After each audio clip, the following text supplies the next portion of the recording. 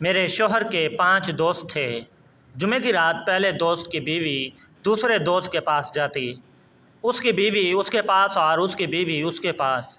شوہر نے جب مجھ سے یہ بات کی تو مجھے بہت غصہ آیا اور میں نے صاف انکار کر دیا۔ شوہر روزانہ میری منتیں کرتا، میرے پاؤں پکڑتا، پھر ایک دن تنگ آ کر میں نے ہاں کر دی۔ پھر شوہر کے دوست کے گھر گئی تو ادھر میرے ہوش اڑ گئے۔ جیسے ہی کمرے میں داخل ہوئی، مجھے پہلے سے پتہ تھا کہ اس کمرے میں جو ہونے والا ہے بہت بڑا گناہ ہے، بہت بڑی ذلت ہے، مجبوری ہے، لیکن مجھے یہ نہیں پتہ تھا کہ مجبوری برے خواب میں بدل جائے گی، کیونکہ جب میں کمرے میں داخل ہوئی تو میں نے دیکھا کہ یہاں پہ وہ شخص نہیں تھا جس کے پاس مجھے بھیجا گیا تھا، بلکہ یہاں پر ایک لمبے قد کا حبشی۔ مستقبل میں مجھے ہمیشہ سے ہی ماڈرن لڑکے سے شادی کرنے کا شوق تھا۔ میرا نام نیلم ہے، میں بہت ہی زیادہ خوبصورت جوان تھی۔ سب سے بڑی بات یہ تھی کہ بنا کوئی ڈائٹنگ کیے، بنا کوئی ورزش کیے ہی میرا وجود بالکل ماڈل جیسا تھا، اور وہی مجھے سب سے زیادہ خوبصورت بناتا تھا۔ جو بھی مجھے دیکھتا تھا کہ آپ ایکٹریس لگتی ہیں، آپ کو تو ماڈل ہونا چاہیے تھا۔ میں بڑی خوش ہوتی تھی۔ میری شادی ایک امیر بندے سے ہو گئی جس کا نام عثمان تھا۔ بڑی بڑی پارٹیز میں جانا، بزنس کی باتیں کرنا اور پیسوں کی کوئی فکر نہیں ہوتی تھی۔ مجھے یہ زندگی بڑی پسند تھی۔ ابھی ہماری شادی کو زیادہ وقت نہیں ہوا تھا۔ اس نے کہا کہ ایک بزنس پارٹی میں چلتے ہیں، میرے 5 دوست ہیں، میں تمہیں ان سب سے ملاؤں گا، وہاں ان کی بیویاں بھی آئی ہوں گی، تم اچھے سے تیار ہو کر جانا۔ میں یہ بھی سن کر بہت خوش ہوئی اور اچھے سے تیار ہو گئی۔ واقعی ان سب دوستوں سے ملی، وہ سبھی بہت اچھے تھے، لیکن مجھے کچھ زیادہ ہی غور سے دیکھ رہے تھے۔ ان کی نظریں میرے لباس پر، میرے چہرے پر رک جاتی تھیں، جیسے کوئی چیز کو تول رہے ہوں۔ میرے شوہر نے کان میں آہستہ سے کہا کہ جل رہے ہیں تم سے، کہ ان کی بیویاں دیکھو اور تمہیں دیکھو۔ بیویاں ان کی بھی بری نہیں تھی، سب میک اپ کیے ہوئے خوش لباس تھیں، لیکن ان میں وہ قدرتی بات نہیں تھی جو مجھ میں تھی۔ تھوڑی دیر ان کے ساتھ بیٹھی، وہ باتیں کرنے لگی کہ اپنے آپ کو فٹ رکھنے کے لیے ہم لوگ جتن کرتے ہیں، ہمیں تو ہمارے شوہر ہماری مرضی کا کھانا بھی نہیں دیتے۔ ایک نے ہنس کر کہا کہ ہمیں ہر ہفتے جم جانا پڑتا ہے اور نیوٹریشن والی ڈائٹ فالو کرنی پڑتی ہے۔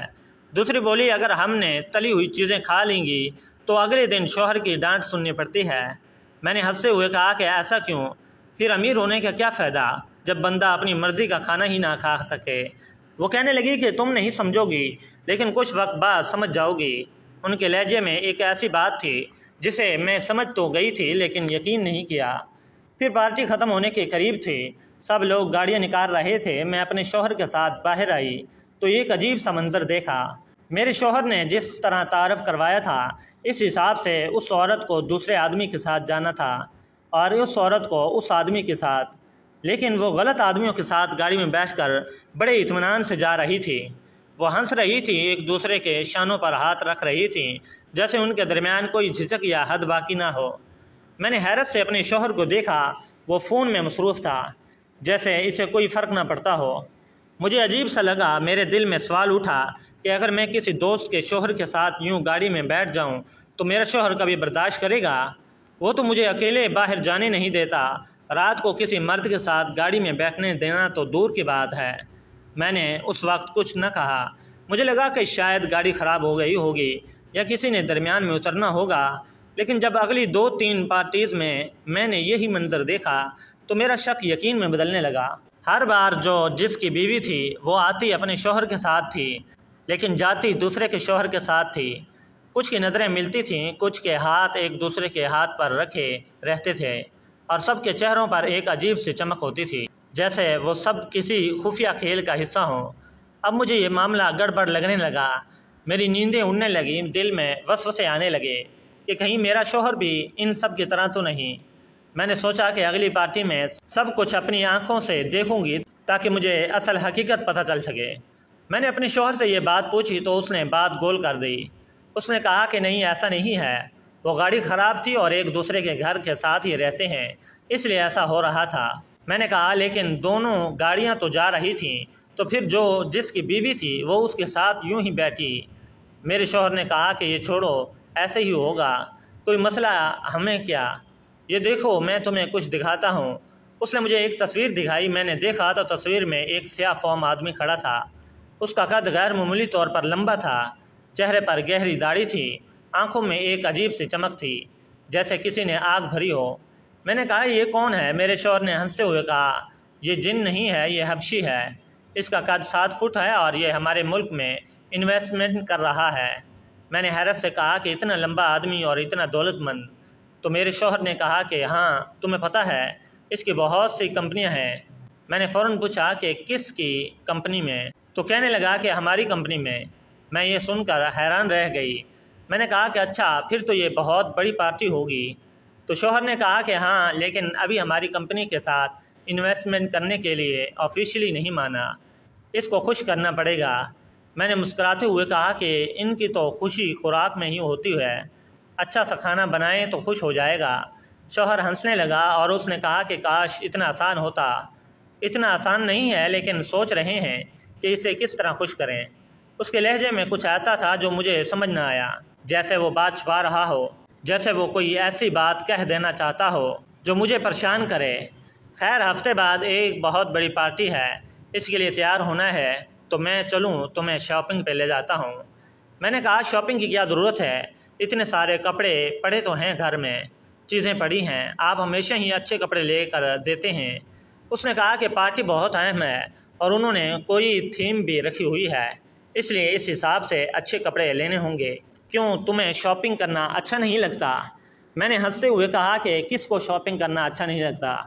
ہم دونوں بازار چلے گئے۔ بہت بڑا مال تھا، جگہ جگہ چمکتی ہوئی دکانیں تھیں، خوشبوئیں پھیلی ہوئی تھیں۔ میں شیشوں میں اپنا عکس دیکھتی رہی۔ عثمان بار بار کہتا کہ یہ دیکھو نیلم، یہ گاؤن تم پر اچھا لگے گا۔ میں ہر ایک کو اٹھا کر دیکھتی اور کہتی کہ یہ زیادہ کھلا ہے، یہ زیادہ باریک ہے، یہ مناسب نہیں لگے گا۔ لیکن میرے شوہر نے جو میرے لیے ایک سلیکٹ کیا وہ کچھ زیادہ قابل اعتراض تھا۔ کپڑا باریک تھا، رنگ بہت چمکیلا تھا اور بازوؤں کے ساتھ پیٹھ کا حصہ تقریباً کھلا تھا۔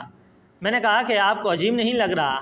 کہنے لگا کہ یار، گاؤن پارٹی ہے تو گاؤن ایسے ہی ہوتے ہیں، اب گاؤن کے اوپر دوپٹے تو نہیں لگے ہوتے، اور جب میں تمہارا شوہر ہوں اور تمہیں کہہ رہا ہوں تو یہ پہن لو تو پھر کیا مسئلہ ہے؟ میں نے اس کے چہرے کو دیکھا، وہ بالکل سنجیدہ تھا، جیسے اس بات پر کوئی بحث برداشت نہ کرے گا۔ میں نے ایسے سے کہا کہ ٹھیک ہے، اور وہ سامان لے کر ایک طرف رکھ دیا۔ ابھی پارٹی میں 7 دن تھے۔ شوہر نے کہا تھا کہ ایک آدھا دفعہ پارلر بھی چلی جانا اور اپنے سارے کام کروا لینا جس سے تم زیادہ خوبصورت لگو۔ میں سمجھ گئی تھی کہ یہ پارٹی بہت ہی زیادہ خاص ہے، لیکن دل کے کسی کونے میں ایک عجیب سا خوف بیٹھ گیا تھا، جیسے اس پارٹی میں صرف مہمان نہیں بلکہ کوئی اور مقصد بھی چھپا ہو۔ مجھے میرے شوہر کے ایک دوست کی بیوی کا میسج آیا، کہنے لگی اگر اس وقت پارٹی کوئی نہیں ہے تو میں کال کرتی ہوں۔ میں نے کہا کہ ہاں، کوئی نہیں ہے، میں گھر میں اکیلی ہوں۔ اس نے فوراً کال کی، لیکن اس کی آواز کچھ عجیب تھی، جیسے وہ بہت گھبرائی ہوئی ہو یا جلدی میں ہو۔ اس کے لہجے میں بے چینی تھی، جیسے کسی خوف نے اسے اندر سے ہلا دیا ہو۔ کہنے لگی یہ جون 15 تاریخ والی پارٹی ہو رہی ہے، اس کے بارے میں بتایا؟ تو میں نے کہا کہ ہاں، عثمان نے بتایا ہے، شاپنگ بھی کروائی ہے، بڑے عجیب سے کپڑے دیے ہیں۔ میں تو آپ لوگوں سے پوچھنے والی تھی کہ آپ لوگ کیا پہن کے آ رہی ہیں۔ وہ ایک دم سے چپ ہو گئی، جیسے سوچ رہی ہو کیا بولے، پھر ایسا سے بولی کہ کچھ بھی کرو لیکن اس پارٹی میں نہیں آنا۔ میں چونک گئی۔ میں نے کہا کہ کیا مطلب، کیوں نہیں آؤں؟ آپ بھی نہیں جا رہی؟ وہ کہنے لگی کہ نہیں، میں تو جا رہی ہوں لیکن تم نہیں آنا، بس تم بتانا کہ تم آ رہی ہو یا نہیں۔ میں نے کہا کہ کیسے نہ آؤں، عثمان نے تو باقاعدہ تیاری کروائی ہے، بار بار کہہ رہا ہے کہ بڑا ضروری دن ہے، اور مجھے خود بھی تجسس ہے کہ یہ سب کیا ہے۔ اس نے جلدی سے کہا کہ میں پوری بات نہیں بتا سکتی، دیواروں کے بھی کان ہوتے ہیں، بس جو کہہ رہی ہوں وہ کرنا، اس پارٹی میں نہیں آنا۔ اس کے بعد فون بند کر دیا۔ میں حیران رہ گئی۔ میں نے کئی بار اس کو دوبارہ میسج کیے، کال کی، مگر اس نے کوئی جواب نہیں دیا۔ مجھے لگا کہ ایسے ہی کہہ رہی ہے، شاید کوئی چھوٹی موٹی بات ہو، یا پھر شاید اس لیے کہہ رہی ہو کہ میں زیادہ خوبصورت ہوں، کیونکہ کچھ عورتیں حسد کی وجہ سے ایسی باتیں کر دیتی ہیں۔ میرے دل میں خیال آیا کہ ہو سکتا ہے وہ نہیں چاہتی کہ میں پارٹی میں جاؤں تاکہ ساری توجہ اس پر رہے۔ میں نے جب یہ بات عثمان کو بتائی تو اس نے ہنستے ہوئے کہا کہ جلتی ہیں تم سے، اس کی باتیں نہیں سننا، پارٹی میں جانے سے کیا ہوگا، تمہیں تو مزہ آئے گا، بڑی بڑی شخصیات آئیں گی، کھانا بھی زبردست ہوگا اور سب تمہیں دیکھ کر حیران رہ جائیں گے۔ میں نے سوچا کہ شاید میں ہی زیادہ سوچ رہی ہوں، لیکن پارٹی میں جانے سے ایک دن پہلے کا دن میری زندگی کا سب سے برا دن بن گیا۔ عثمان کا چہرہ اترا ہوا تھا، وہ کمرے میں چکر لگا رہا تھا۔ میں نے پوچھا کیا ہوا ہے، تم اتنے پریشان کیوں ہو؟ اس نے ہاتھ کے اشارے سے کہا کہ کچھ نہیں، پھر اچانک بیٹھ گیا اور بولا کہ نیلم ایک بڑی مصیبت میں پھنس گیا ہوں۔ میرا ایک دوست ہے، تم جانتی ہو نا، وہ جو پچھلی پارٹی میں تھا، ان 5 دوستوں میں سے۔ میں نے کہا ہاں جانتی ہوں۔ کہنے لگا کہ اس سے قرضہ لے بیٹھا ہوں، اب وہ کہتا ہے کہ قرضہ واپس کرو نہیں تو گھر مجھے دو۔ میں نے حیرت سے پوچھا کہ آپ نے قرضہ کیوں لیا؟ بولا کہ ضرورت تھی یار، کاروبار میں کچھ مسئلہ ہو گیا تھا اور وہ کہتا ہے کہ میری بات مانو نہیں تو گھر جائے گا۔ میں نے کہا کیسی بات ماننے کو کہہ رہا ہے؟ تو وہ خاموش ہو گیا۔ میں نے بار بار پوچھا تو چپ کیوں ہو؟ پھر ایسا سے بولا کہ وہ تم پر مر مٹا ہے، کہتا ہے کہ نیلم ایک رات میرے ساتھ گزار لے تو میں قرضہ معاف کر دوں گا۔ میں یہ سن کر سکتے میں آ گئی، جیسے زمین میرے قدموں کے نیچے سے نکل گئی ہو۔ میں نے کہا کہ تم نے اس سے بات کی بھی کیسے؟ تم سوچ بھی کیسے سکتے ہو؟ اس نے کہا کہ غصہ مت کرو، میری بات سنو، صرف یہ ایک رات کی بات ہے، کچھ نہیں ہوگا، سب بیویاں کرتی ہیں۔ میں نے حیرت سے کہا کیا مطلب سب بیویاں کرتی ہیں؟ اس نے لمبا سانس لیا اور کہا کہ تم پوچھ رہی تھی نا اس کی بیوی اس کے ساتھ اور اس کی بیوی اس کے ساتھ کیوں جاتی ہے، تو سنو، وہ سب ایک دوسرے کی بیویوں کے ساتھ رات گزارتے ہیں، اسے کہتے ہیں کپل سویپنگ۔ یہ ہمارا ایک پرانا کلچر ہے، امیروں کے اندر ایک طریقہ ہے تفریح کا اور وہ بھی تمہیں پسند کر بیٹھا ہے۔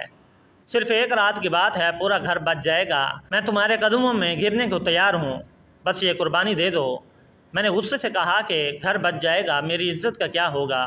کیا تمہیں ذرا سے بھی شرم نہیں آئی کہ تم اپنی بیوی کو کسی اور کے بستر پر بھیجنے کی بات کر رہے ہو؟ اس نے کہا کہ تم بنا وجہ جذباتی ہو رہی ہو، یہ نارمل بات ہے، سب امیر گھرانے یہی کرتے ہیں۔ میں نے تڑپ کر کہا کہ پھر اس کا مطلب یہ ہے کہ ان کی بیویاں تمہارے ساتھ بھی رات گزار چکی ہوں گی؟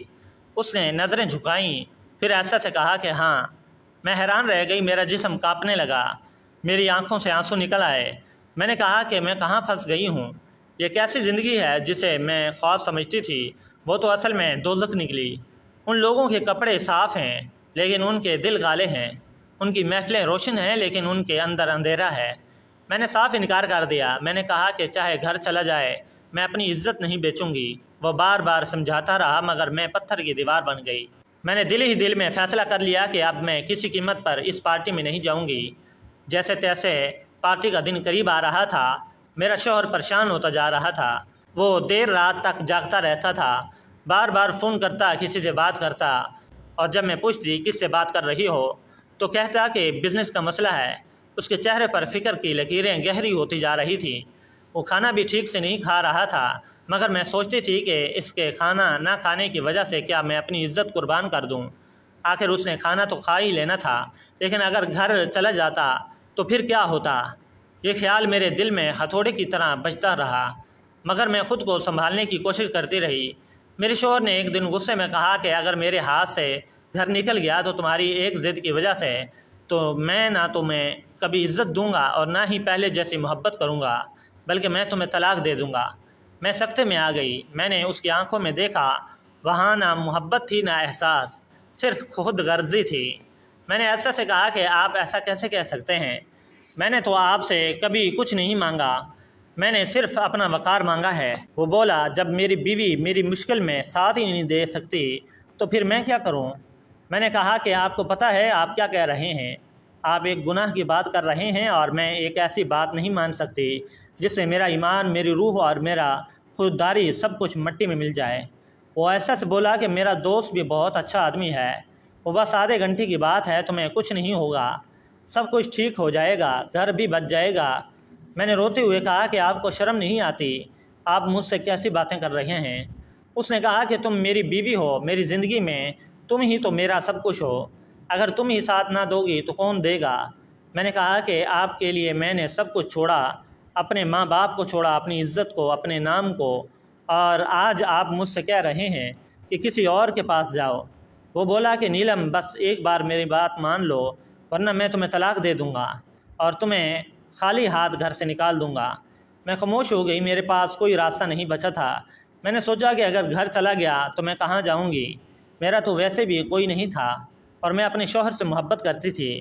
یہ سب سن کر اندر سے ٹوٹ چکی تھی، مگر میرے پاس کوئی اور راستہ نہیں تھا۔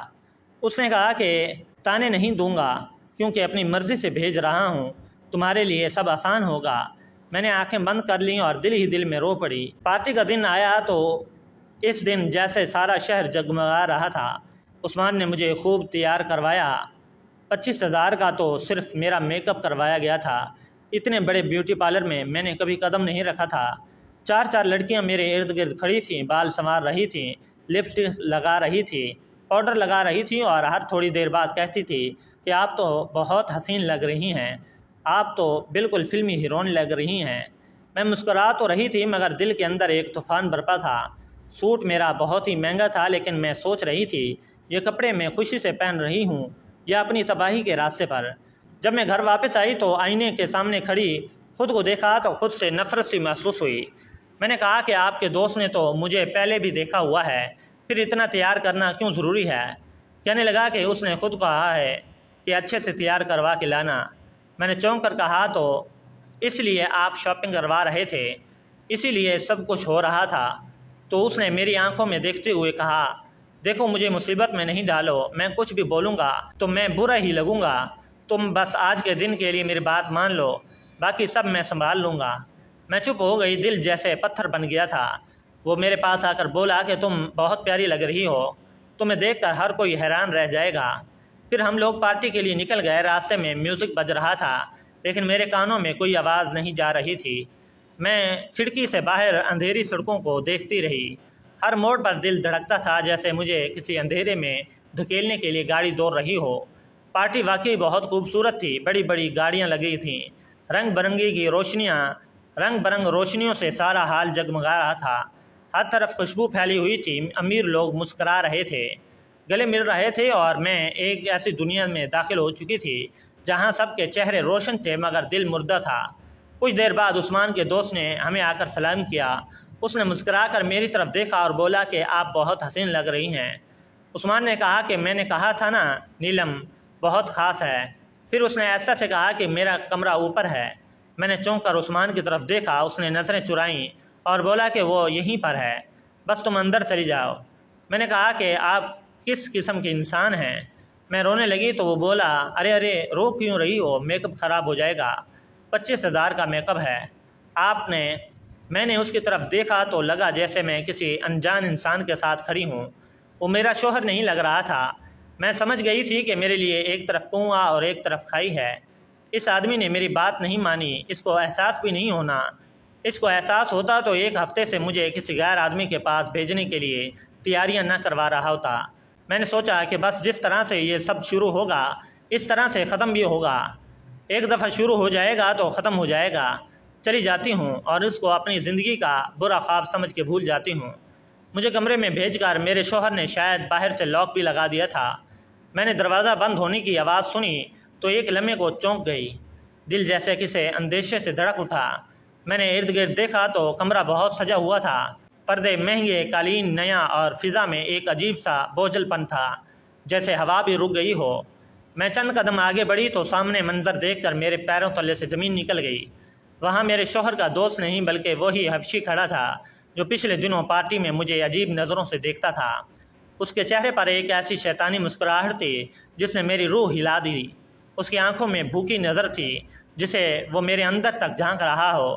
میں پیچھے ہٹی، دروازے کی طرف دوڑی، دروازہ زور سے کھٹکھٹایا، زور سے چیخی کہ مجھے باہر جانا ہے، دروازہ کھولو، لیکن باہر سے کوئی جواب نہیں آیا۔ میں نے دروازے پر زور مارا، مکے مارے، لیکن وہ بند تھا۔ مجھے احساس ہوا کہ میرا شوہر خود دروازے کے باہر کھڑا ہے اور جان بوجھ کر لاک لگا دیا ہے۔ میں نے روتے ہوئے کہا، دروازہ کھولو، یہ سب کیا ہے؟ لیکن کوئی جواب نہیں آیا۔ میں نے اس لمحہ اپنے وجود کو ٹوٹتا محسوس کیا۔